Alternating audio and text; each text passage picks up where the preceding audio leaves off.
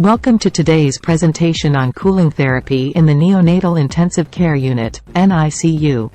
In this session, we will explore the use of cooling therapy as a therapeutic intervention for newborns with hypoxic-ischemic encephalopathy, HIE. Join us as we delve into the details of cooling therapy, its indications, mechanisms, and considerations in the NICU setting. Cooling therapy, also known as therapeutic hypothermia, is a specialized treatment modality used to protect the brain of newborns with HIE. It involves controlled lowering of the infant's body temperature to a specific target range, usually around 33 to 34 degrees Celsius, for a period of 72 hours. The purpose of cooling therapy is to reduce the risk of brain injury and improve long-term neurodevelopmental outcomes.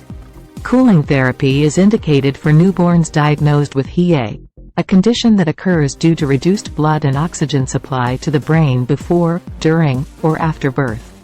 It is typically used for infants with moderate to severe HIE based on clinical assessments and neurologic examination findings. Early identification and prompt initiation of cooling therapy are essential for optimal outcomes. The mechanisms of cooling therapy involve several key factors. Lowering the body temperature reduces the metabolic rate in the brain, minimizing the production of harmful byproducts and limiting further injury. It also helps suppress the inflammatory response and attenuate excitotoxicity, protecting the brain from additional damage. The implementation of cooling therapy begins within the first few hours of life. Cooling blankets or caps are used to carefully lower the infant's body temperature. Temperature probes are placed on the skin to monitor the core temperature and ensure that the target temperature range is consistently maintained throughout the therapy period. Several considerations are important when implementing cooling therapy in the NICU.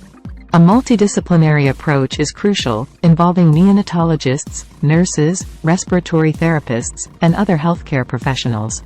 Close monitoring of vital signs, including temperature, heart rate, blood pressure, and oxygen levels, is critical during the therapy.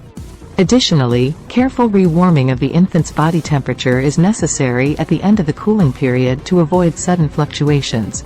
While cooling therapy is generally safe, there are potential complications to be aware of. Bradycardia and arrhythmias may occur and require careful monitoring and management. Electrolyte imbalances should be closely monitored and adjusted as needed. Prolonged cooling may increase the risk of infection, necessitating strict adherence to infection prevention protocols.